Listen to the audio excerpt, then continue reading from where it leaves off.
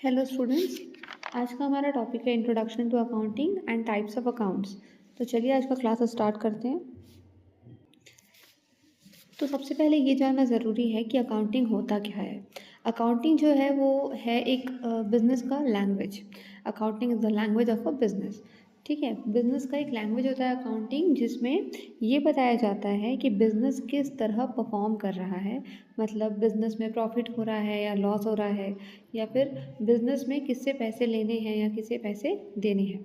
सारी चीज़ें अकाउंटिंग से ही पता चलता है। ठीक है, तो यहाँ पर देखो लिखा हुआ है अकाउंटिंग का meaning. Accounting is the art of recording, classifying and summarising in a significant manner and in terms of money, transactions and events which are in part at least of a financial character and interpreting the result thereof।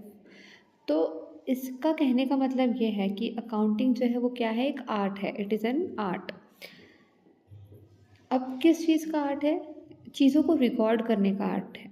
जो भी transactions हो रहे हैं, transaction मतलब जो लेन then हो रहे हैं, पैसे आ रहे हैं, पैसे जा रहे हैं, प्रॉफिट हो रहा है या लॉस हो रहा है, किसे पैसे देने हैं, किससे पैसे लेने हैं, सारी चीज़ों का कहीं ना कहीं हमें रिकॉर्डिंग शो करना होता है। तो अकाउंटिंग को इसीलिए आर्ट कहा जाता है क्योंकि वो चीज़ों को रिकॉर्ड करने में मदद करता है, और बहुत ही सिस्टमैटिक वे में हम अकाउंटिंग को रिकॉर्ड करते हैं। अब दूसरी चीज़ ये कि इसे क्लासिफाई करने का भी आर्ट होता है। पहला तो रिकॉर्डिंग बोला कि आर्ट ऑफ रिकॉर्डिंग, उसके बाद बोल रहा है कि आर्ट ऑफ क्लासिफाइंग। तो क्लासिफाइंग कैसे?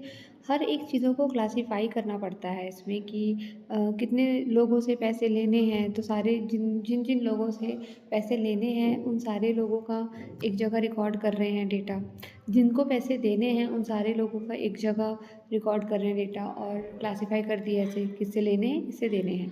और कैसे क्लासिफाई हो सकता है कि जितने भी परचेज़ किए हुए आइटम्स हैं उनको एक जगह रिकॉर्ड कर रहे हैं, जितने भी सेल किए हुए आइटम्स हैं उनको एक जगह रिकॉर्ड कर रहे हैं। तो ऐसे क्या होता है, छोटे छोटे टुकड़ों में क्लासिफाई करना होता है आइटम्स को, ट्रांजैक्शंस को सब डिवीज़न करना होता है ट्रांजैक्शंस के, ताकि इजी हो।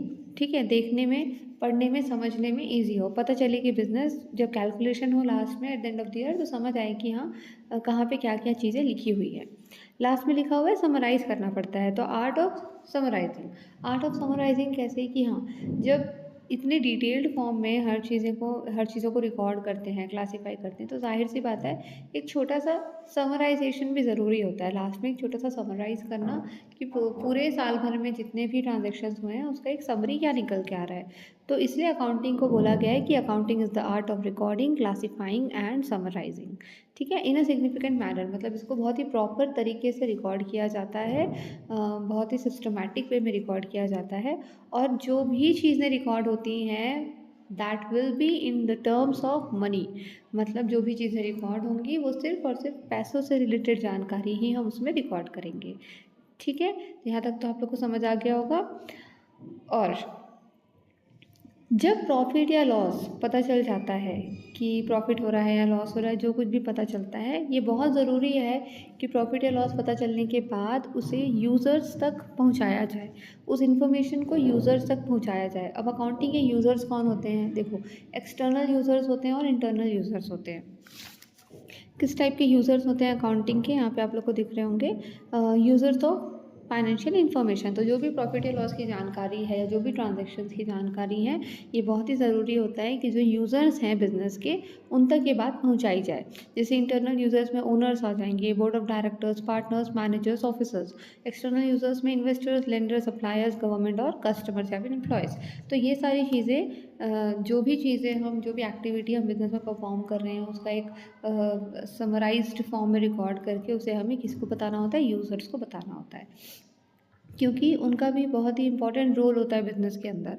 तो ये बहुत ज़रूरी है कि उन तक ये सारी इन्फॉर्मेशन की जानकारी, सारी जानकारी इन्फॉर्मेशन उन तक पहुँचे।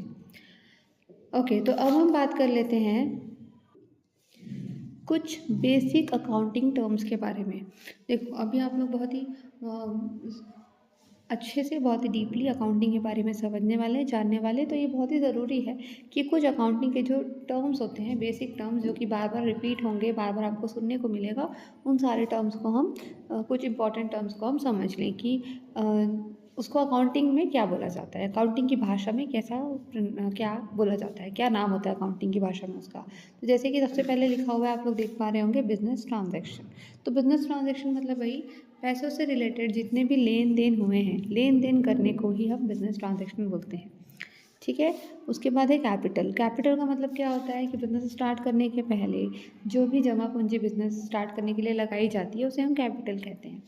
अगला टर्म है ड्राइंग्स। ड्राइंग्स मतलब क्या होता है, जो ओनर होता है बिज़नेस का, अगर वो अपने पर्सनल यूज़ के लिए बिज़नेस से पैसे निकाल रहा है या कोई सामान बिज़नेस का अपने पर्सनल यूज़ के लिए निकाल ले रहा है, तो वो सारे हम ड्राइंग्स में उसको इंक्लूड करते हैं। नेक्स्ट है लाइबिलिटीज़। अब लाइबिलिटीज़ एक प्रकार का उधार ही होता है, उधार, जिसमें ये पता चलता है कि हमारे लाइबिलिटीज़ कितने हैं, किसको कितने पैसे देने हैं, कितने से हमने उधार लिया और किसे कितने पैसे देने हैं। दो टाइप के लाइबिलिटीज़ होते हैं, current liabilities and non current liabilities. Current liabilities वो लाइबिलिटीज़ होती हैं जो कि 12 महीने से कम, मतलब 1 साल के अंदर उस लाइबिलिटीज़ को, उस उधार को चुकाना होता है। और नॉन करंट लाइबिलिटीज़ वो लाइबिलिटीज़ होती हैं जिसे हमें 12 महीने से ज़्यादा टाइम लगता है चुकाने में, या फिर 1 साल से ज़्यादा, 12 महीने या 1 साल से ज़्यादा टाइम लगता है उसे चुकाने में, हो सकता है 3 साल, 4 साल, 5 साल, ऐसा। ठीक है, तो ये हो गए लाइबिलिटीज़। नेक्स्ट हमारा इंपॉर्टेंट टॉपिक है, इंपॉर्टेंट टर्म है एसेट्स। अब देखिए एसेट्स क्या होते हैं, एसेट्स प्रॉपर्टीज़ होते हैं। अब प्रॉपर्टीज़ कैसे प्रॉपर्टीज़, ऐसे प्रॉपर्टीज़ जो कि हमें बेनिफिट दे रहे हैं, जो कि हमारे साथ, या हो सकता है भले ही कम समय के लिए हो या ज़्यादा समय के लिए भी हो, बट वो हमें बेनिफिट देंगे, बिजनेस को जो है वो बेनिफिट देंगे। अब किस तरह से प्रॉपर्टीज़ में क्या क्या आ जाएंगे, जैसे कि कैश हो गया, बैंक बैलेंस हो गया, लैंड एंड बिल्डिंग हो गया, मशीनरी हो गया, फर्नीचर हो गए, तो ये सारे हम एसेट्स में इंक्लूड करते हैं। दो टाइप के एसेट्स होते हैं, करंट एसेट्स और non current assets. Current assets वो एसेट होते हैं जो कि 1 साल या 12 महीने से कम समय तक के लिए बिजनेस के पास है, और वो बहुत ही जल्दी, मतलब बहुत ही ईजिली लिक्विडेट हो जाते हैं, मतलब कैश में कन्वर्ट हो जाते हैं। करंट एसेट उसको बोलते हैं।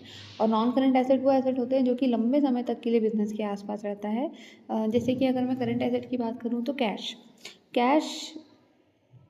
या बैंक बैलेंस, ठीक है, वो करंट एसेट है, क्योंकि बहुत ज़्यादा लंबे समय तक के लिए हमारे पास नहीं रहता है, वो हम लिक्विडेट करते रहते हैं, जब हमें ज़रूरत है तब हम उसे कैश में कन्वर्ट करके यूज़ कर लेते हैं। बट नॉन करंट एसेट की अगर बात करूँ, जैसे कि बिल्डिंग हो गया, मशीन हो गया, फर्नीचर हो गया, तो ये सारे हमारे नॉन करंट एसेट है, क्योंकि ये हमारे पास 1 साल से ज़्यादा लंबे समय तक के लिए, 1 साल से भी ज़्यादा समय तक के लिए ये हमारे पास अवेलेबल रहते हैं। ठीक है। अब नॉन करंट एसेट में दो टाइप के एसेट्स आते हैं, टेंजिबल एसेट और इनटेंजिबल एसेट। टेंजिबल एसेट वो एसेट होते हैं जिसे हम छू सकते हैं, देख सकते हैं, जैसे कि building, machine, furniture, motor vehicles, ठीक है। और इनटेंजिबल एसेट्स वो एसेट होते हैं जिसे हम छू नहीं सकते, देख नहीं सकते, बट फिर भी वो कहीं ना कहीं बेनिफिट देते हैं बिजनेस को, जैसे कि गुडविल, कॉपीराइट, पेटेंट, ट्रेडमार्क, ठीक है। ये सारी चीज़ें हमारी इंटेंजिबल एसेट्स में आ जाएंगी। नेक्स्ट टर्म है हमारा एक्सपेंस मतलब खर्चे, ठीक है। इनकम मतलब जो भी हम अर्न कर रहे हैं काम से, अपने काम करने से जो भी हम अर्न करते हैं उसे हम इनकम कहते हैं, जो भी बिजनेस से अर्न हो रहा है वो। प्रॉफिट मतलब फ़ायदा, और लॉस मतलब होता है नुकसान, ठीक है। परचेज मतलब जो भी खरीदा हुआ सामान है उसको परचेज बोलेंगे, और अगर खरीदे हुए सामान में कुछ डिफेक्ट है और उसे हम वापस कर रहे हैं जिससे हमने ख़रीदा है उसे, तो उसे परचेज रिटर्न कहेंगे। वैसे ही सेल्स मतलब जितना भी बेचा हुआ सामान है, अगर बेचा हुआ सामान में कोई डिफेक्ट रहेगा तो जिसे हमने बेचा, अगर उस वहाँ से सामान वापस आ रहा होगा रिटर्न में हमारे बिजनेस में डिफेक्टिव आइटम्स, तो उसे हम सेल्स रिटर्न कहेंगे। ठीक है, तो इतना था समझने के लिए। अब आगे बढ़ते हैं टाइप्स ऑफ अकाउंट की तरफ। टाइप्स ऑफ अकाउंट, 3 टाइप के अकाउंट होते हैं, पर्सनल अकाउंट, रियल अकाउंट और नॉमिनल अकाउंट। पर्सनल अकाउंट की सबसे पहले बात कर लेते हैं। पर्सनल अकाउंट में कोई भी पर्सन से रिलेटेड जानकारी, किसी पर्सन के बारे में बात करना है, किसी पर्सन के बारे में जानकारी देनी है, तो उसे हम पर्सनल अकाउंट में लिखते हैं, जैसे कि राम, सीता, श्याम, तो ये सारी चीज़ें जो इंसानों के नाम बता रही हूँ, जो मनुष्य हैं, वो सब पर्सनल अकाउंट के अंदर आते हैं। और इसके अलावा जैसे कि कोई पर्टिकुलर बैंक है, स्कूल है, कॉलेज है, तो ये सारी चीज़ें हम पर्सनल अकाउंट के अंदर लिखते हैं। नेक्स्ट है रियल अकाउंट। रियल अकाउंट में हम सिर्फ एसेट्स के बारे में जानकारी देते हैं, जैसे एसेट्स बिजनेस के अंदर आया या बिजनेस के बाहर गया उस टाइप का। और नॉमिनल अकाउंट में हम 4 चीज़ों के बारे में बात करेंगे। वो 4 चीज़ क्या क्या है? एक्सपेंस या लॉस, ठीक है। एक्सपेंस या लॉस मतलब खर्चे या फिर नुकसान, या तो फिर जो भी इनकम हो रहा है हमारा वो, या तो फिर फ़ायदा, प्रॉफिट, ठीक है। तो एक्सपेंस एंड लॉसेस और इनकम्स एंड गेन्स, इसके बारे में हम बात करेंगे नॉमिनल अकाउंट में। ओके, तो अब ये जानना बहुत ज़रूरी है कि जो अकाउंटिंग होता है वो टू वे एस्पेक्ट होता है। टू वे एस्पेक्ट मतलब अगर कोई चीज़ आ रहा है तो एट द सेम टाइम कोई चीज़ जाएगा भी। सपोज एग्जांपल की तरफ से एग्जांपल से समझने की कोशिश करते हैं। अगर बिज़नेस ने कोई सामान खरीदा, तो सामान तो बिज़नेस के अंदर आ गया। जैसे फर्नीचर खरीदा तो फर्नीचर तो बिज़नेस के अंदर आ गया, मगर एट द सेम टाइम गया क्या? पैसा गया। कैश में खरीदा होगा तो फर्नीचर आया तो पैसा गया, तो कोई चीज़ आएगा तो दूसरा चीज़ जाएगा, ठीक है। टू वे एस्पेक्ट कहा जाता है अकाउंटिंग को। और एक टू वे एस्पेक्ट है, उसमें से एक को डेबिट कहा जाता है और दूसरे को क्रेडिट। तो ये जो 3 टाइप्स ऑफ अकाउंट्स हम पढ़े अभी, उसमें पर्सनल अकाउंट, रियल अकाउंट और नॉमिनल अकाउंट, तीनों अकाउंट के लिए जो डेबिट और क्रेडिट का रूल है वो डिफरेंट रहता है। सबसे पहले हम पर्सनल अकाउंट की बात कर लेते हैं। जैसे अगर मैं पर्सनल अकाउंट की बात करूँ तो यहाँ पे देखो आप लोग को दिख पा रहा होगा। पर्सनल अकाउंट का डेबिट क्रेडिट का रूल क्या होता है?